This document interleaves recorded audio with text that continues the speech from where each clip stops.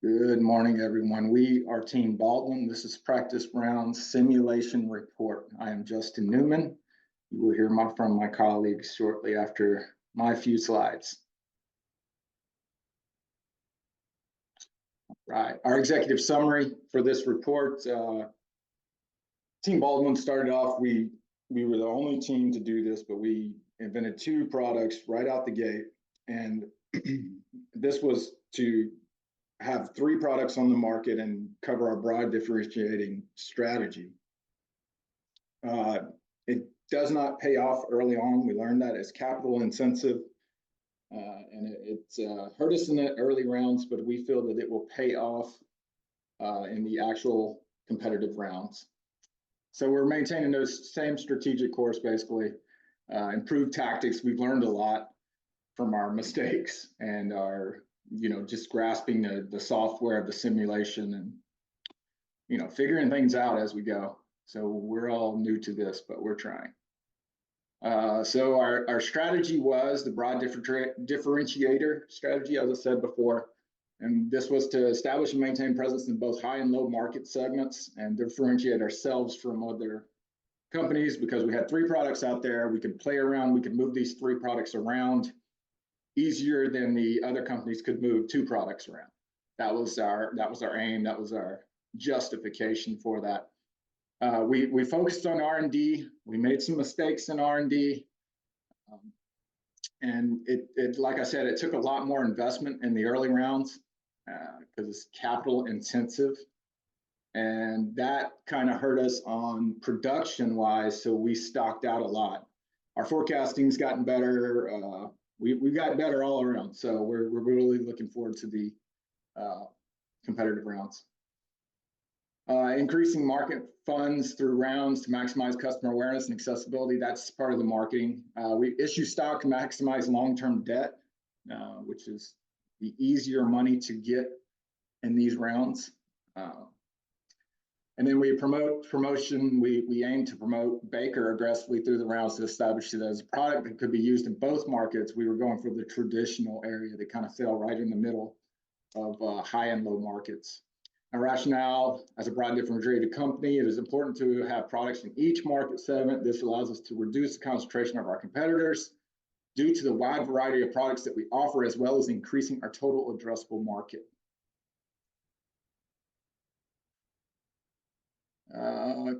Company business strategy, any emergent strategies over the rounds. Overall, through rounds 1 through 3 of the simulation, our company did not see any emergent strategies. This is because through market analyzation, we did a lot of that. We were able to prepare. We were better prepared for market changes that we felt were coming, and also we took a lot of notes whenever Dr. O spoke. So we kind of got beforehand. We kind of knew what was going on. Hopefully.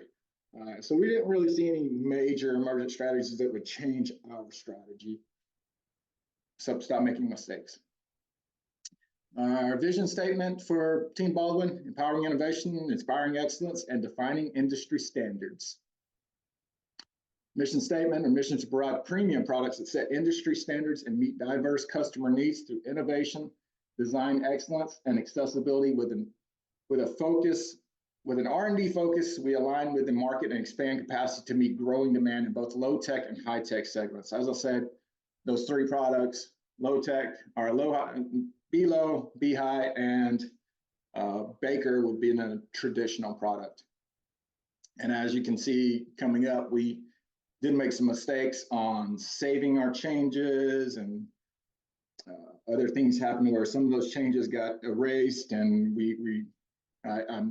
I missed some of the R&D things, but we're going to do better during competitive rounds. Strategic goals: round 1 to 3, overall market share. We want to maintain a 20% minimum. Maintain 85 to 100% production, be low and be high. From round 1 to 3, work to achieve contribution margin of 23%. Reach and maintain a leverage rating of 2.0. We wanted to stay in that 2 to 2.5, 1.5 to 2.5 range for the rounds. And reach a return on equity of 10% to show that our business is profitable and converting our equity into profits and making us appealing to investors. When we raised the return on stock about 4% from round 1 to 3, reach contribution margin of 25%. This is our positioning in round 1. This is the start of the game. Started out at 6.4 performance, 13.6 in size, and it kind of fell. And here, this is your low tech market segment perceptual map, and this is your high tech, and we were kind of right in there. So we made minor changes, minor adjustments to what we thought was the ideal spot, which it was the ideal spot for that time in the year, but we didn't project. I did not project for what the ideal spot was going to be at the end of the year. So this is one great lesson that I learned from the practice rounds. We did create, well, this is a start. Next slide. Right here, we made those minor adjustments, bumping up performance and bringing down size, keeping MTBF the same because we were trying to fall in that ideal, low tech, high tech, kind of traditional. We wanted to sell to both high and low tech markets with this traditional product. Out of the gate, we wanted 3 products: traditional, low, and high. We did not figure out the positioning still. I didn't project we knew what the ideal spot was at that time, but we didn't calculate for what the ideal spot was going to be at the end of the year. So that's learned a lot through this, but as you can see, Baker kind of fits right in that traditional area. And you'll see from the next slide, definitely was off my game on round 2. So improved performance, reduced size a bit, kept MTBF the same for this round. And the biggest thing we did this round was introduce new products, which is capital intensive. Our new products are coming onto the market. We introduced the new products at the very beginning. After round 1, our new products are coming onto the market. So here's our new products, Be Low and Be High. Baker, we reduced the performance and bumped up the size because we wanted to fall right in that middle, kind of traditional market area covering both segments. So it's a different change. We basically made the product worse, and that's because we had Be Low coming on the market with a low performance, a larger size, and a weaker MTBF. And then we had a high-tech product coming on. And like I said, these points were exactly where at the start of the year, the ideal spots for the start of the year. We did not forecast for what the ideal spots were going to be at the end of the year. But we did get the products on the market. We didn't grasp the ideal spot. We adjusted MTBF on Baker to bring it to a higher end of the quality spectrum to differentiate our product. So although we made it the performance worse and the size worse, larger, we bumped up the MTBF to differentiate ourselves a bit in that traditional kind of market area. See, it's right in the middle of these guys. And we wanted a high quality product right in the middle. We were trying to appeal to that customer base because you learn a lot about where the high-tech market is, what the customers expect, and you learn a lot about what the low-tech market is, what the customers expect. And kind of, if you want a 3 product and you want a traditional product in there, you kind of got to find the middle. So we're figuring that out. We had an error in adjusting Be High parameters this round. I really wanted to bump up Be High to get it down in here to really differentiate ourselves. We made the adjustments. I thought the adjustments saved. They got tweaked a bit somehow, some way. But we were aiming for the top performer with Be High with the performance and size, and then we were aiming for high quality on the traditional, and we were aiming for cheap on the low end. And you'll see throughout when my colleagues present, we got it automation going on these low tech products because those are your lower margin. We wanted to get the automation going so it's cheaper to make. And then this was round 2. As you can see, our 3 products: traditional, Be High is ish, and then Be Low. And this was the last round. The results of the last round. And let me see what we did. All right, 6.3, 13.7. So on this one, we made no changes to Baker because we couldn't afford it. Basically, we couldn't change all three products at once.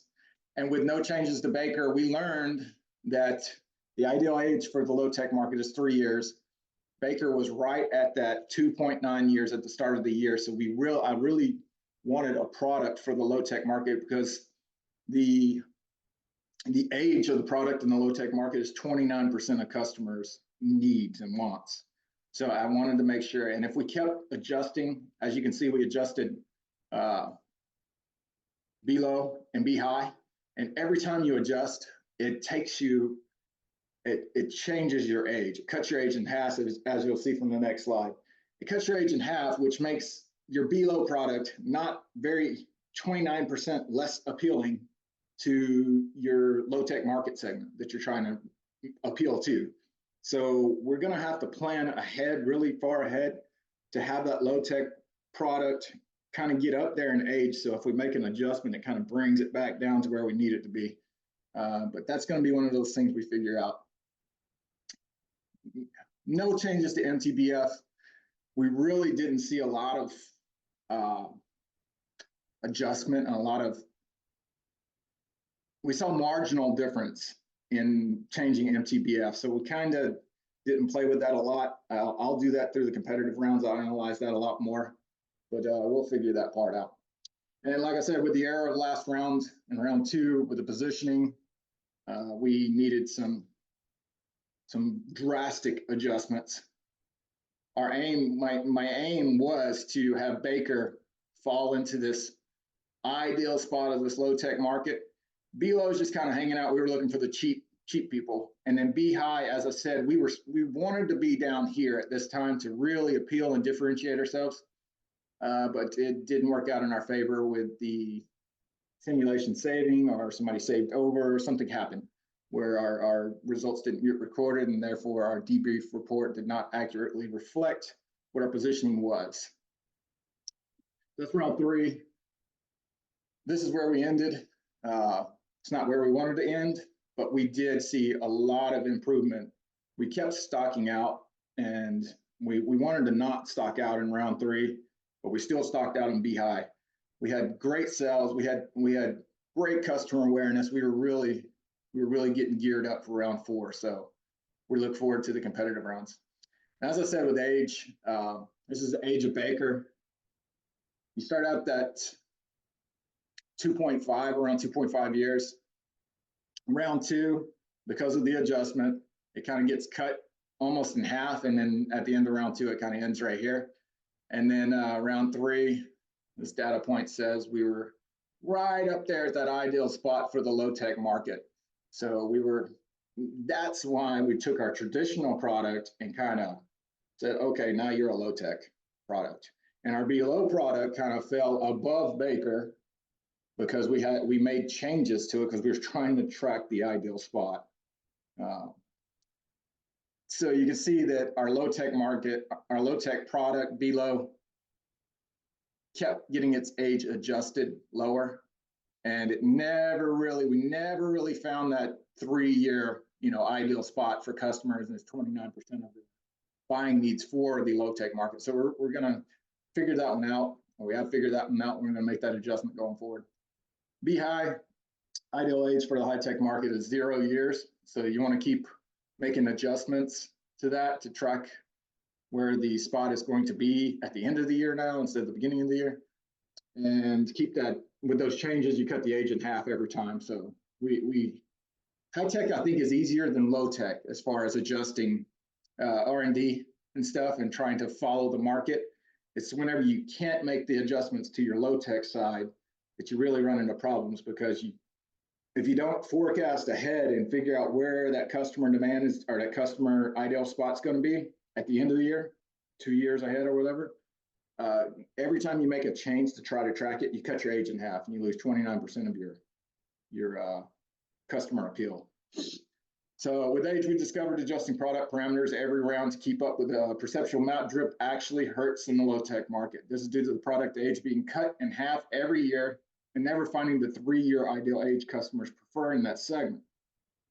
The opposite of that is true for high tech, being that you want to adjust every round to keep your product as near to the ideal age of 0 every round. And that's about a wrap on the R&D and the introduction to our Team Baldwin practice round slideshow. Now I'm going to hand it off to one of my colleagues. Hi, my name is Isabella Widener, and today I'm going to be talking about the marketing portion of our initial strategy report. So first, we're going to look at Baker's promotion budget as compared to a top competitor in the market. So our product compared to others was on the mid to lower end of the promotion budget investments. Other teams were investing close to $2 million per round, where we were closer to $1.750 million per round, so they got to 100% awareness by round 2, where it took us till round 3 to get there, but we did get to 100% awareness with Baker. Now with Be Low and Be High, we didn't get to 100% awareness, but neither did any of the competitors, even though they were investing more. This is likely because these products were only in the market for 2 rounds. With Be Low, we made similar investments to Baker. However, with Be High, we chose to invest less in their promotion budget because the product was poorly placed to begin with, and we didn't want to pour a bunch of capital into a product that wasn't going to sell well.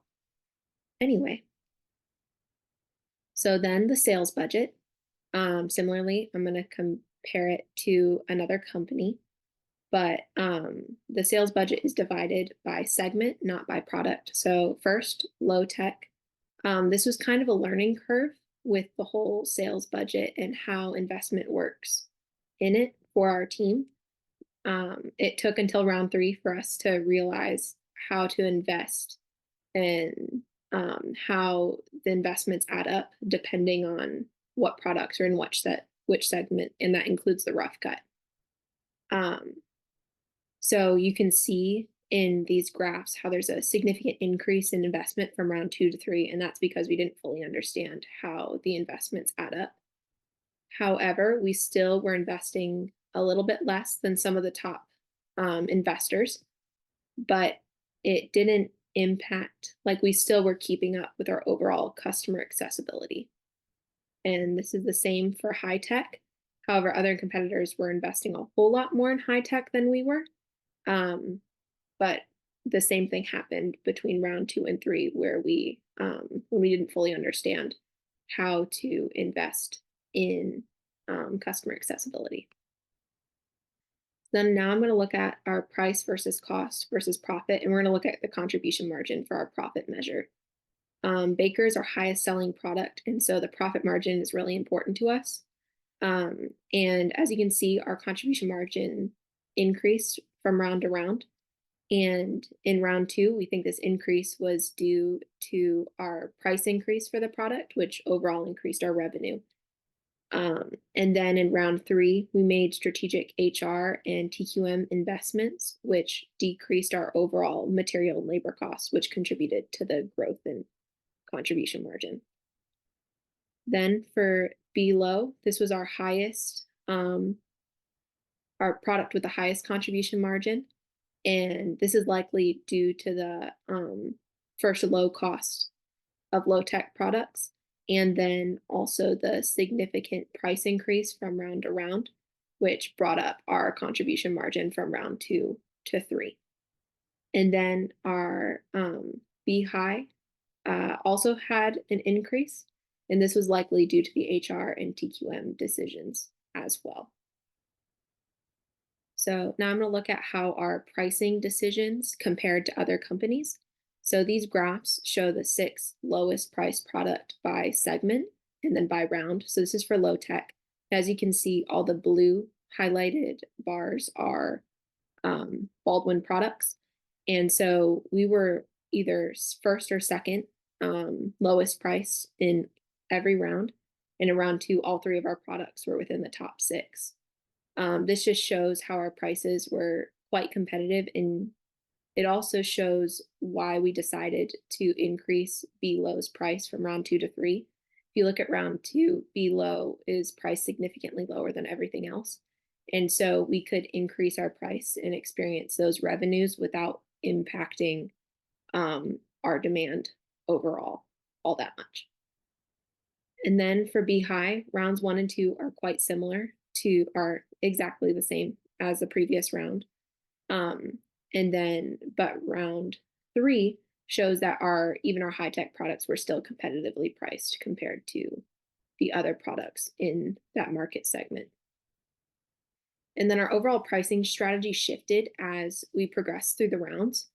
We began by just picking a middle ranged price based on the buying preferences of those segments.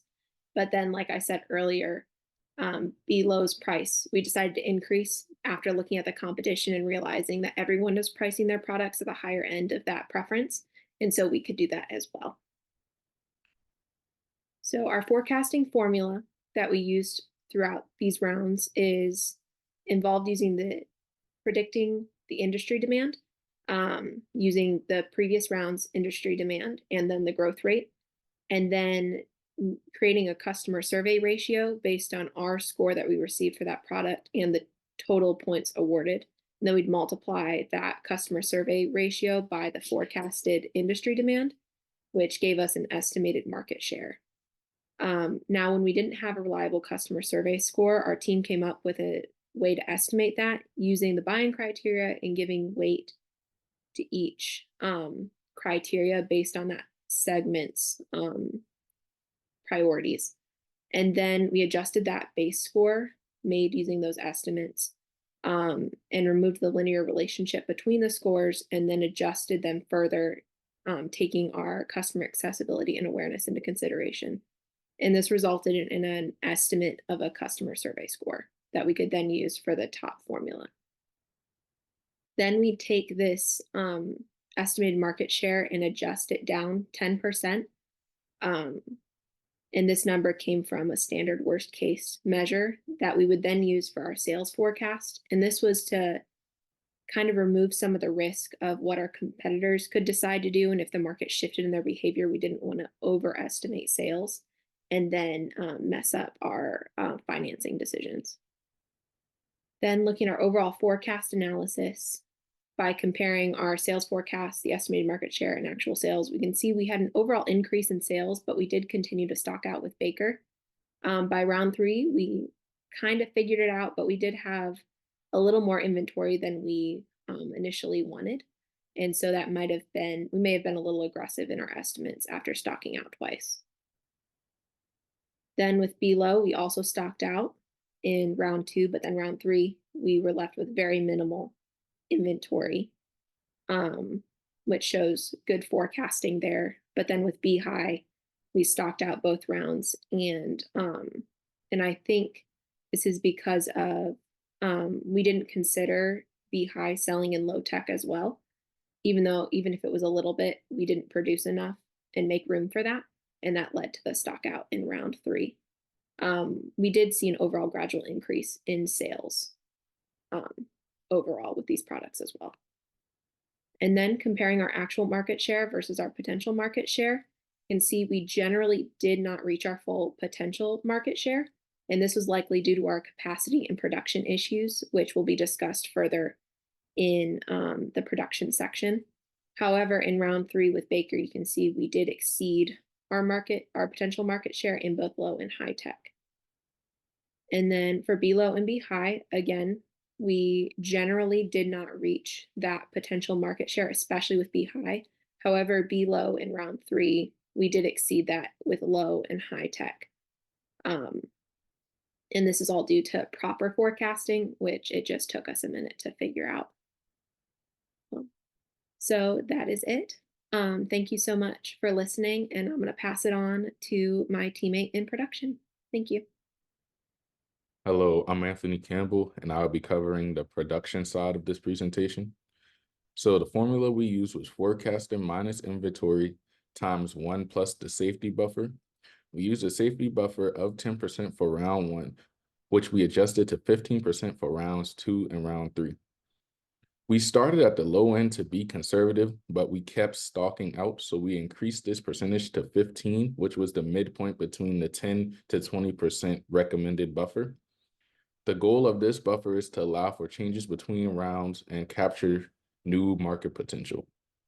This was an area of strain for our team, but we were still able to grow our market share, increase sales, and avoid stocking out with 2 products by round 3. We did not have an objective system to choose this buffer percentage, which is an area we could improve in next round, and we may develop a new system. So these are our production decisions. Round 1, Baker had 1.4 million units and stocked out. Round 2, Baker had 1.6 million units and stocked out. B low had 500,000 units and stocked out. B high had 200,000 units and also stocked out. However, in round 3, Baker had 2 million units and avoided stocking out, leaving us with 286,000 units left in inventory. B low had 700,000 units and left 33,000 units in inventory, also avoiding the stock out. But sadly, B high still stocked out of their 400,000 units. These products were produced to maximum capacity, meaning we could not have produced more units if we wanted to because we didn't have the funds. So the chart to the right displays a reason we kept stocking out. As you can see, round 1, our production forecast was 1.5 million units, but we scheduled less than that. The same thing occurred in round 2 with our production forecast being way higher than what we scheduled to produce. However, in round 3, we got things under control, and with Baker and B low, we were able to schedule about the same amount that we were projected to sell, but which helped us avoid stock out. But and B high was our only product that stocked out because we didn't produce enough. Our actual production schedule was consistently under the forecast, as I just stated. A major reason for this was our lack of capacity, meaning that we didn't carry a lot of units forward to the next round until the last round. Particularly in round 2, we would have produced significantly more, but we were limited by capacity, so we weren't able to. So this is our plant utilization, capacity, and inventory charts. As you can see, round 1, our plant utilization percent was 173, and we still stocked out. Round 2, we basically maximized our plant utilization and stocked out because we didn't carry any inventory over into the next round. And then round 3, we fell 10% away from maximizing our plant utilization, but we put a major focus on retaining inventory. So we were able to avoid a stock out. For B low didn't hit the market until round 2. We used 140% of our plant utilization, and we stocked out because we didn't produce enough units or have enough inventory. Round 3, however, we dang near maximized our plant utilization and were able to carry inventory over into the next round if we had a next round. But B high, we stocked out in both situations, regardless of our plant utilization, because we never had enough inventory for this product. So Baker, the plant utilization was 198% as shown in round 2, shows that we should have brought more capacity in the previous rounds to meet our forecasted demand and avoid stockouts for the next round. However, by round 3, we avoided a stockout and had inventory left over. B low, to avoid stockouts in round 1, we should have purchased more capacity when we created this product. Our plant utilization was also 198% in round 3, which signals that we should have produced more capacity in round 2 than we did, but we were able to avoid stocking out. B high, to avoid stocking out in round 1, we should have purchased more capacity when we created the product.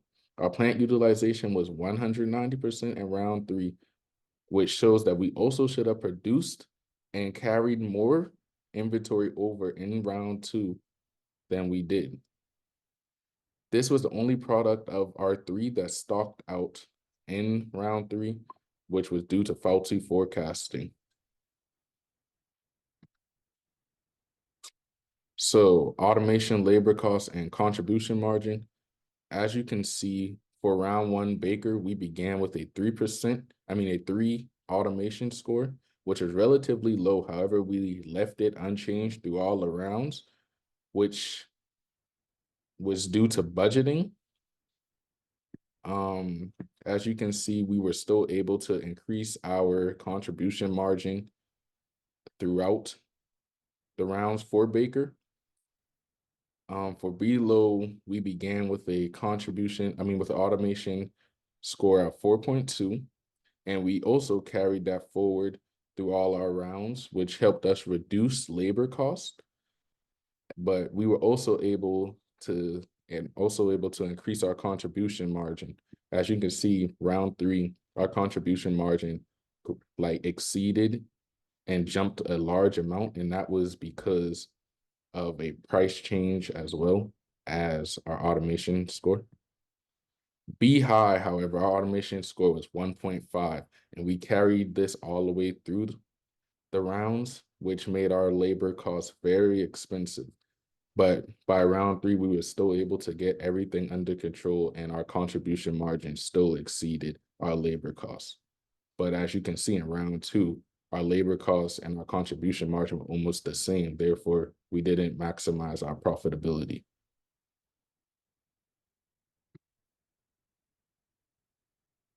So just to summarize everything, as seen in the previous graphs for all our products, we were able to increase the contribution margin each round. This positive movement could be attributed to decreasing material cost or any price increases we made, for example, in round 3 with B-Low. And like stated, for example, B-Low's contribution margin change from rounds 2 to 3 is primarily due to the $5 price increase that we made. Our labor costs also gradually increased, but this did not significantly impact our contribution margin because we were able to have a high rate on our products that allowed our contribution margin to exceed our labor costs. For automation, Baldwin's strategy was to invest early to see the maximum return. Our team chose to prioritize our low-tech products because we misplaced our high-tech product. So we kind of set that one to the side and put our focus on our low-tech products to generate most of our sales. We set our automation levels at round 1 and did not change them. This was due to our need to invest in capacity and the limits placed on our production budget. Therefore, even if we wanted to change our automation score, we couldn't because we just didn't have the funds. Hey, so we ended practice rounds with the highest return on sales, return on assets, and return on equity among the class. And we also increased in every category by round. We did a great job of increasing returns on every category due to controlling our costs and seeking different ways to increase our revenue without seeing a significant increase in expenses. We were able to use our shareholders' equity to help generate profits, and we also made moves early enough to get rid of underperforming assets and still see additional profit. As you can see, our highest return on sales came in at round 3 at 2.7%. Our highest peak of return on assets was at 5%, and our return on equity peaked at 11.1% in the 3rd round. This is the cash flow analysis. As you can see, our most underperforming round was round 2, when we had a negative change in cash with our operating cash flow decreasing by a good bit. But we also picked it back up in round 3 when we increased our change in cash while not having to invest too much.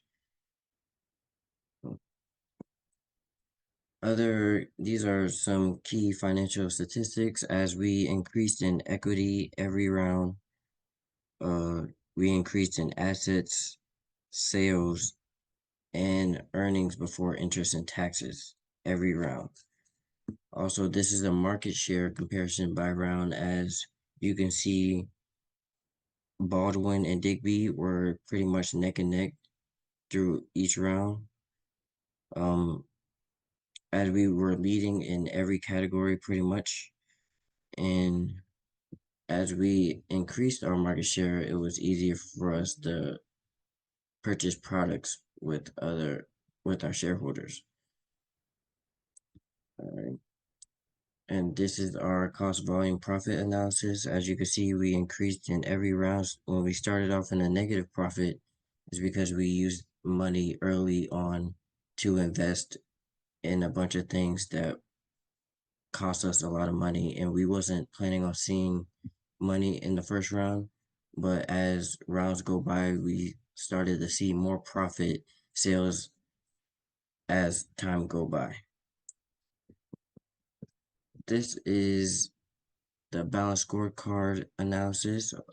The overall key strengths that we have is leverage, customer awareness, SG&A expenses, and our overall key weaknesses were profits, contribution margin, and customer accessibility.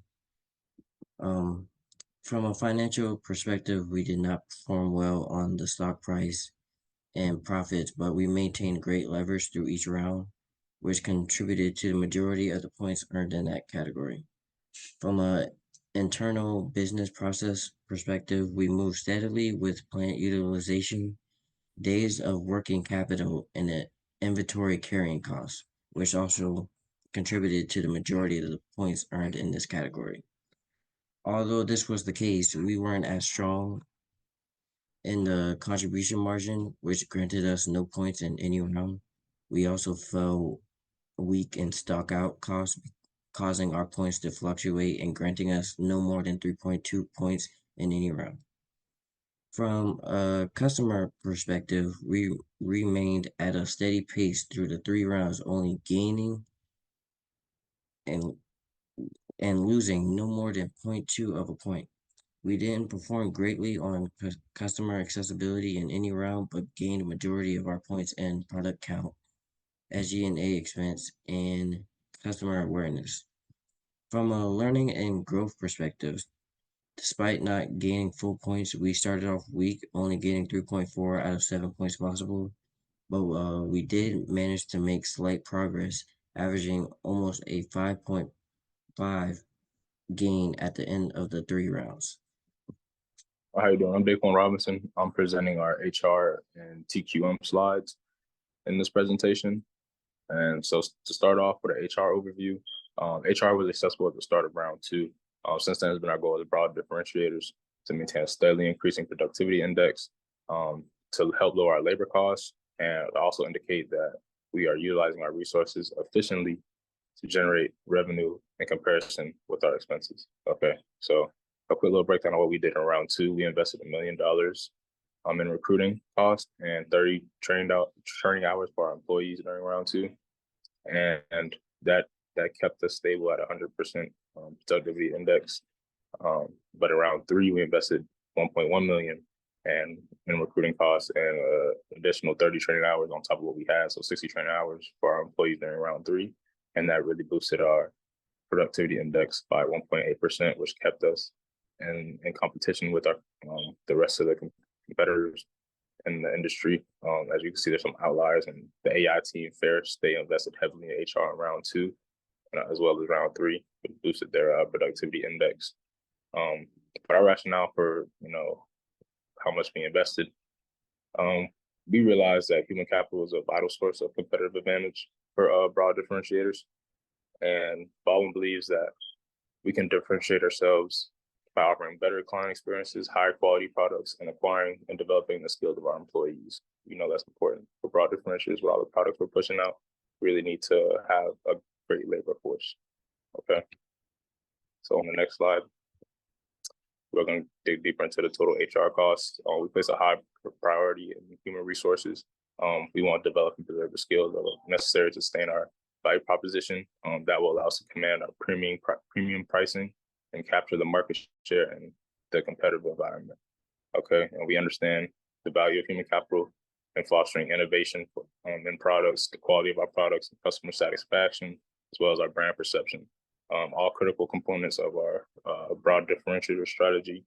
And if we get into the graph a little bit, we'll see that in round one, we weren't able to invest in HR until like round two when it opened up. So even then we weren't really on par with our competitors where we should have been.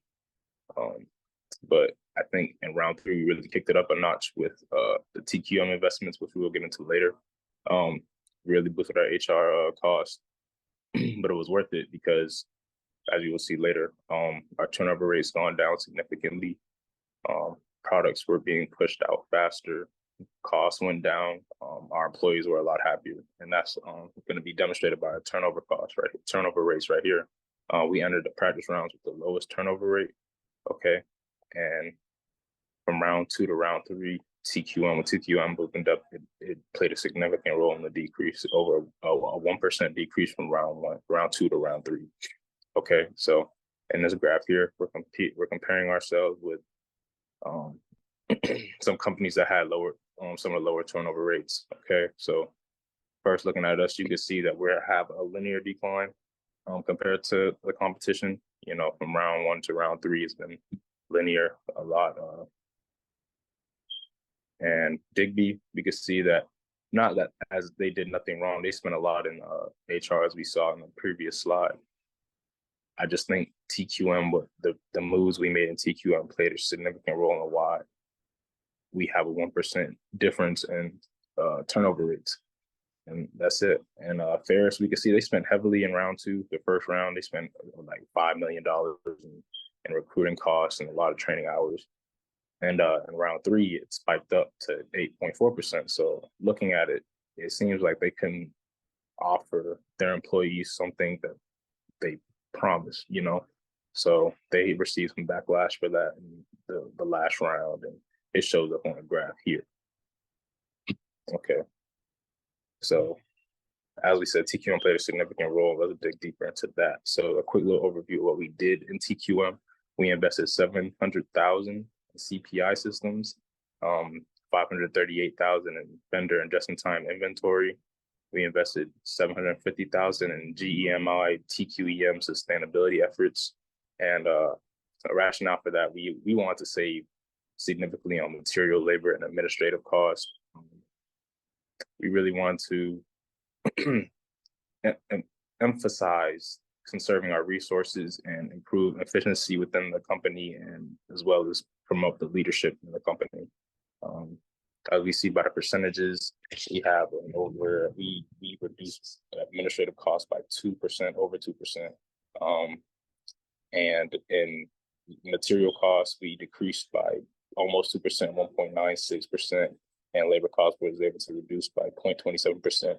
A small adjustment, but it's cumulative. So over the round, it builds up. So there's no bad investment in TQM because, you know, it lasts, you know, throughout the round. So I think it's important to invest early in TQM, as we did, but also efficiently know what you're going for, know what you're trying to do.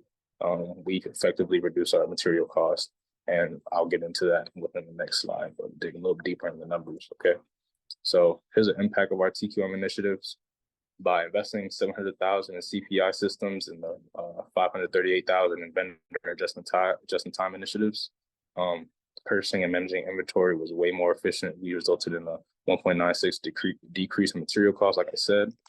And let's take a quick look at the graph. You know, we have a projected cost, total cost, and the cumulative impact. So if we were not to spend what we did in TQM initiatives, it would have been close to $800,000 in material costs that we would have to pay, you know. So by making that investment, we reduced our material costs by about $750,000 itself, you know, which was a really good investment, especially for a broad differentiator.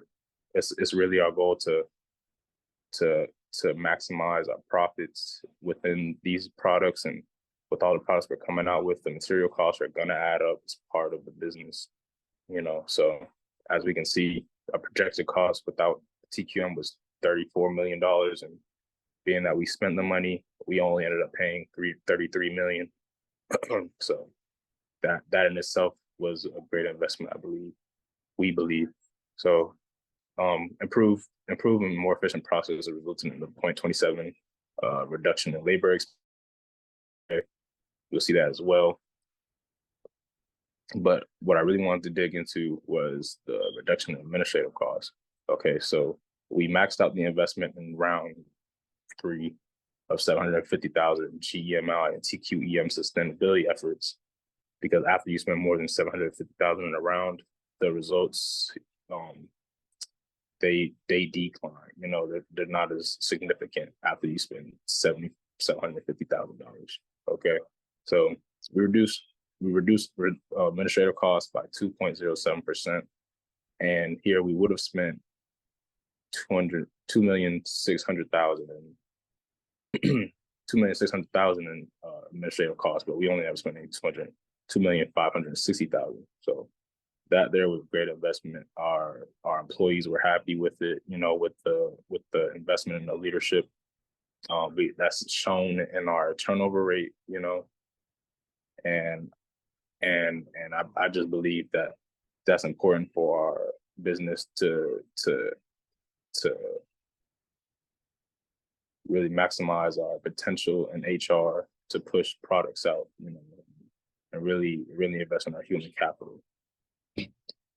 All right, so let's dig into the competitive analysis of the firms. So round 1 through round 3, Andrew saw overall decrease in 11.4% in return on equity and finished with a 4.8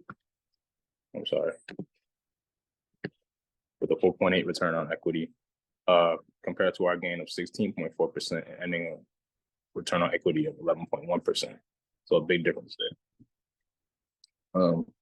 Through rounds 1 through 3, we saw overall growth of 9.8% in our contribution margin, finishing with 25.8% compared to Andrews, who saw an increase of 10.9% and finished with 33.9%, which was the highest throughout all the competition. We had sales growth of $42,424,492 from round 1 to round 3, finishing with the highest sales of $89,574,390 in round 3. So let's continue a little more of the competitive analysis. In the low tech segment, we finished with a 22% market share, with the overall growth of 6% from round 1 to round 3. Digby finished second with a market share of 19% for round 3, but an overall decrease of 4% from round 1 to round 3. We had an increase in customer survey score for Baker of 15 from round 1 to 3, allowing us to finish with the best product in low tech. So that was really great to see. And from round 1 to 3, we were able to reach 100% customer awareness for Baker in both segments, with Able being the only other product in the competition to do this. Okay, and from round 1 to 2, we saw an increase in total sales in the high tech market of 61, but a big drop off from year 2 to 3 of 273 because changing the position of the products. So in this slide, we have some successes. We succeeded in introducing multiple products in the first round. We created a large amount of market share for us in our products and successfully differentiated ourselves from the competition. By the end of the practice rounds, we accumulated over $4 million in profits due to building up our capacity and revising our products a bit, and which gave us more inventory and better products to sell. We ended with a stock price of $10.12. Okay, so and we held a massive amount of market share in the low tech market by the end of round 3, with our products having 35% of that share. So huge market share for us, and we was able to capitalize on that. So some failures in the rounds. Our company shouldn't have issued a large amount of short-term debt, due to the high interest and the impact it had on our cash flows throughout the rounds. Stockouts occurred every round due to our forecasting, and we didn't abide the appropriate capacity. And additionally, we didn't do a lot of the research we should have done R&D and R&D decisions. We placed the products poorly in round 2, and it just didn't line up with the ideal spots. So we had a product in high tech that ended up moving to low tech, and we really have to adjust to that, So those were some failures that we had, and from the failures, here's some lessons that we learned. As saying, like, we had a spot in high tech, product in high tech that moved to low tech. So ideal spot drift needs to be taken into account more, and attention needs to be given to fast track information when making decisions regarding the positioning of our products. Okay, and having our products aligned with the path that ideal spots will move towards will likely produce the best results in terms of customer satisfaction and the revenue. For our broad differentiation strategy, we should have had broadly differentiated products, which can be done by having 2 products in the same segment, but giving them different prices and mean time before failures. Holding a large market share, training hours are an effective way to improve the production to meet demand. So in the future, we should increase recruitment spending and build upon our productivity index. So as we saw in the previous slides, round 2, we weren't as aggressive in HR, but we learned from round 2 to round 3 that training hours are a very effective way to boost our productivity index. So I think going into the actual rounds, we will take note of that and really expand on that idea of boosting our training hours. And that is all for these slides. This final section of our presentation is going to go over just a few things to conclude. First of all, our business strategy for the competition. We are going to be going with a broad differentiator strategy, which we did use before in the practice rounds. Our strategic focus will be intended. So design and positions of our products are to have a presence in both high and low tech segments. We are basically just going to have products in both segments at all times. And that is essentially the gist of it. We're going to develop and position a product that can be viewed as traditional and target both segments. Our products are going to be at a premium price. We will calculate potential sales to produce enough capacity to avoid stocking out, but leaving a fair amount of inventory left over. Of course, because this is a common business practice here, as it's called safety stock, basic supply chain. Market and promote our products aggressively. And of course, we will try and fund some of our operations through stock, if possible. We will design products that differentiate from what our competitors are offering. We want to stand out. We don't want to be like everyone else. We want to make our products distinct. And we also want to make sure that we generate high customer awareness and accessibility. So we're going to be pouring a lot into our marketing and promotion budget. So overall, we believe this approach proved successful in the practice rounds, though through this strategy, we can maximize the chance of profit by targeting and marketing to mass markets rather than just a niche. By strategically placing and designing our products to meet consumer needs, we will be able to charge a premium price. By looking at the market very broadly, we can spread our risk amongst multiple segments and reducing the chance of being overtaken by potential competitors within that one segment. Lastly, by diversifying our products, we can increase customer awareness and accessibility, thus creating more opportunities. Our vision and mission statement are as follows with the vision: empowering innovation, inspiring excellence, and defining industry standards. Our mission statement is that our mission is to provide premium products that set industry standards and meet diverse customer needs through innovation, design excellence, and accessibility. With an R&D focus, we align with the market and expect capacity to meet growing demand in both low-tech and high-tech segments. Now, this is pretty much the same as what was said at the beginning, and that's because we believe that if it's not broke, then there's no need to fix it. We've felt that this is a mission statement that has worked for us, and we will continue to go with it. Our strategic goals are to gain an overall market share of 15% or more by the end of round one. We want to reach customer awareness with a score of 75% at the end of round one. Reach a minimum of 50% customer accessibility by the end of round one, and reach a minimum of 15% contribution by the end of round one. By the end of round three, we hope to achieve 100% customer awareness for all products that we have on the market, and also reach the minimum customer accessibility of 70% in both market segments. So, to put it plainly, we are going in hard and we're going in aggressively. Our functional strategy, starting with R&D, is that in round one, we will adjust our existing product line and introduce 2 new products to maintain a presence in both market segments while also having a mid-range product. We will make macro adjustments to match the segment size and performance requirements as the ideal spot drift and set MTBF within the desired range.